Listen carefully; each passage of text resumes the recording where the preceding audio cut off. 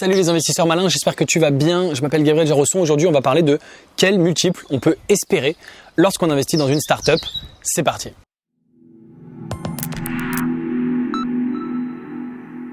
Quand on investit dans une startup, on espère bien sûr gagner de l'argent, comme tout investissement, mais c'est un petit peu particulier parce que dans les startups, on parle en général pas de pourcentage, mais on parle de multiples. Quand en bourse, on va te parler de 10% par an, en immobilier, on va te parler de pourcentage, etc. Dans les startups, on va essayer de parler de multiples, tout simplement parce que le potentiel de gain est beaucoup plus important. Et donc une startup sur laquelle tu aurais gagné que 10, 20, 30%, ce serait a priori un échec. Et au minimum, du minimum, il faudrait espérer faire un x2, plutôt faire un x5, x10, etc., etc. Alors, qu'est-ce qu'on peut réellement espérer ? Eh bien, en introduction, pour finalement te mettre un peu en garde, je voudrais commencer par te dire que il faut rien espérer. C'est un peu comme ça, c'est-à-dire que l'argent que tu investis dans une startup, c'est l'argent que tu es prêt à perdre, d'accord ? Et donc, il faut bien savoir en introduction que tu peux bien sûr avoir des gains très importants, je vais t'en parler dans un instant, mais tu peux très bien perdre ton argent et ça peut très bien aller à zéro. Donc, je voudrais commencer par cette intro, voilà, pour te mettre les points sur les i et bien comprendre que l'investissement en startup, ça peut aller à zéro. C'est ça qui fait la différence, c'est bien sûr le rapport entre le risque et la rentabilité. Un investissement en bourse va pas te rapporter des multiples, plutôt des pourcentages, donc va peut-être moins te rapporter d'argent, mais il sera également plutôt moins risqué, parce qu'il y a quand même peu de chances que ton investissement boursier il aille complètement à zéro, même si ça s'est déjà vu, mais c'est assez rare. La plupart des boîtes, tu peux perdre 20, 30, 50, peut-être 75%, mais qu'il aille à zéro, c'est quand même assez rare. Donc, il faut pas espérer grand-chose. Bon, maintenant, la question de quel est le multiple que face à ce risque plus élevé, si tu es prêt à prendre plus de risques, eh ben quel gain potentiellement tu peux espérer ? Eh bien, pour moi, il y a deux éléments de réponse distincts. Donc, déjà, comment on gagne de l'argent ? Petit rappel, tu le sais, c'est lors de l'exit, et c'est donc grosso modo de deux façons différentes, soit la boîte se fait racheter, soit la boîte entre en bourse. Et donc tout va dépendre de la valorisation au moment où vous êtes entré et de la valorisation au moment où tu sors. Il faut potentiellement entrer sur la valorisation la plus basse possible et sortir sur la valorisation la plus haute possible. Logique. Qu'est-ce qu'on peut dire de ça ? Eh bien, bien sûr, je pense que tu connais mon avis sur la Silicon Valley. L'endroit où les multiples à la sortie sont les plus élevés, c'est bien sûr la Silicon Valley, que ce soit les rachats par des boîtes qui ont des piles de cash de milliers de milliards de dollars, qui sont bien sûr les GAFA, ou les entrées en bourse sur des valorisations extrêmement élevées.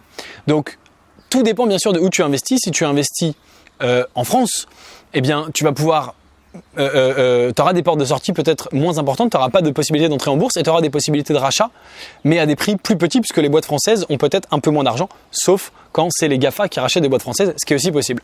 Ce qui est intéressant, c'est que en France, on va aussi investir à l'entrée sur des valorisations plus basses. Et donc à la limite, que le rachat derrière se fasse sur une valorisation plus basse, on peut potentiellement s'en foutre si tu es entré à tu vois ce que je veux dire ? C'est-à-dire que si la boîte se fait racheter que 100 millions, alors que aux États-Unis elle se fait racheter 1 milliard, tu as un facteur de 10. Mais si aux États-Unis tu as investi sur une valo à 10 millions et qu'en France tu as investi sur une valo à 1 million, tu as aussi un facteur de 10 à l'entrée et ça peut potentiellement se rattraper. Et pour toi, c'est équivalent en tant qu'investisseur, tu as gagné la même somme, tu as gagné le même multiple. Donc, tout est question du potentiel de la startup et de à quel point elle va grossir entre le moment où tu as investi et le moment où tu vas sortir. Alors il y a beaucoup de gens qui me demandent mais combien de temps ça prend ? Et c'est un rapport bien sûr avec le multiple qu'on peut espérer. Je pense qu'en fait il vaut mieux pas être trop pressé. C'est-à-dire que si tu fais un exit en 6 mois, en 1 an, en 2 ans, eh ben la startup elle a pas forcément eu le temps de prendre beaucoup de valeur, elle a pas forcément eu le temps de beaucoup se développer, de faire beaucoup de croissance et donc de valoir beaucoup plus. Donc il vaut mieux pas faire un exit trop rapidement parce que sinon tu vas faire un exit à une valorisation plus proche de celle à laquelle tu as investi. Il vaut mieux potentiellement attendre 5 ans, 10 ans pour que la startup ait le temps de vraiment se développer, pourquoi pas de devenir un leader mondial. Et à ce moment-là, tu auras bien sûr un potentiel d'exit de valorisation bien supérieur. Ça peut être plus intéressant. Donc le rapport de temps est à prendre en compte, mais je pense qu'il vaut mieux en fait attendre. Alors t'as pas le choix, hein, évidemment quand tu es dans une startup, mais il vaut mieux potentiellement ne pas être trop pressé et que ça mette plus de temps pour que la valorisation soit plus importante. Donc, dans l'ensemble, tu connais ma position. Moi, je pense qu'il y a quand même plus de sorties dans la Silicon Valley. Je pense que c'est là où on voit les plus beaux exits et j'en ai cherché quelques-uns avant de faire la vidéo. Je voulais te donner quelques exemples. Je voulais te donner 2 exemples très concrets de multiples qui ont été faits. Le premier exemple, c'est Uber. C'est un exemple que je prends souvent.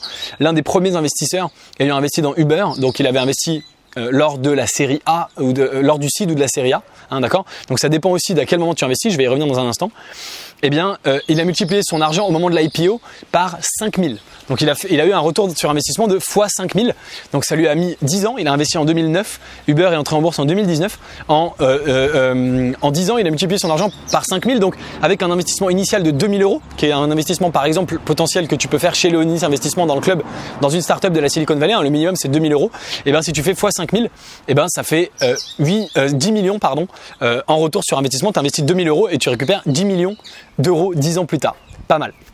Un autre exemple que je voulais te donner, c'est Twitter, où pareil, l'investisseur qui avait investi en seed, en early stage, au moment de l'IPO de Twitter, il a fait lui un fois 4000. Donc pareil, on est dans les plus grands extrêmes et donc avec 2000 € investis, il a récupéré 8 millions pour tous les 2000 €, chaque 2000 € investis, il a récupéré 8 millions d'euros dans sa poche, à peu près le même timing, à peu près 10 ans plus tard.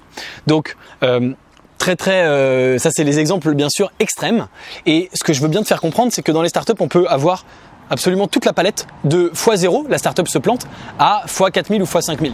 Donc quel multiple on peut espérer? La réponse c'est vraiment tout est possible entre 0 et x5000. Plus la startup va se développer et grossir, plus bien sûr ton multiple va être élevé, et donc il faut probablement laisser du temps à la startup. C'est ce que je t'expliquais sur le timing. Il ne faut pas forcément être pressé à avoir un exit trop rapide. Et un autre point donc dont je te parlais à l'instant sur la série A, le seed, bien sûr tout dépend à quel moment toi tu vas investir. Si tu investis au premier tour de table, eh ben tu vas avoir probablement une valorisation plus faible que si tu investis sur la série B, C ou D, c'est-à-dire des levées de fonds plus tardives. Tu peux quand même gagner de l'argent, hein, même si tu avais investi sur Uber en 2016, 3 ans avant son IPO, et ben tu as quand même gagné de l'argent au moment de l'IPO, tu as fait un beau multiple, mais tu n'as pas gagné bien sûr autant que celui qui avait investi au départ, puisque bien sûr la valorisation à la sortie c'est la même pour tout le monde, hein, c'est la valorisation à l'IPO, mais la valorisation à laquelle tu vas rentrer, il y a vraiment beaucoup d'oiseaux, je suis désolé. La valorisation à laquelle tu vas rentrer, bien sûr, va dépendre. Si tu rentres très tôt, tu rentres sur une valorisation plancher très très basse, et plus la boîte va grossir, plus la valorisation va monter, et tu rentres potentiellement plus tard. Voilà ce que je voulais te dire sur l'espoir de gain. Donc les espoirs les plus élevés, c'est je dis x 1000, puisque les fois 4000, 5000, on est vraiment sur les plus grosses boîtes au monde, hein. Moi j'ai pas la prétention de dire que je vais forcément investir dans le prochain Uber, même si c'est pas impossible. Il y a que en essayant qu'on peut potentiellement y arriver. Mais même si on fait pas un fois 5000, mais qu'on fait ne serait-ce qu'un fois 1000 une fois, et bien évidemment, hein, pour tous les membres du club Leonis qui auront investi 2000 €, ils récupéreront chacun 2 millions. Donc c'est évidemment complètement life changing, comme on dit, complètement transformateur pour ta vie. Et ça c'est vraiment l'exemple maximum. Même si tu fais bien sûr un x 100, et ben tes 2000 € deviennent 200 000 €. Tout ça, ça reste des résultats exceptionnels, et c'est tout à fait possible, d'autant plus dans la Silicon Valley, x 100, x 1000. Et puis entre le x 100 et x 1000, il y a plein d'intermédiaires, le x 200, le x 300, le x 500, etc. Et entre le x 10 et le x 100, on reste sur des choses très intéressantes.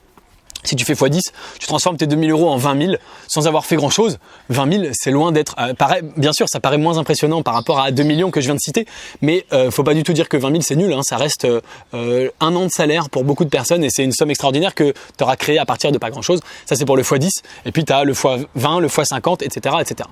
Voilà, donc on peut espérer tout ça, on peut espérer bien sûr, on peut imaginer tout ça, on peut imaginer de faire encore moins, hein. Même si tu peux aussi faire entre le x2 et le x10, ça existe.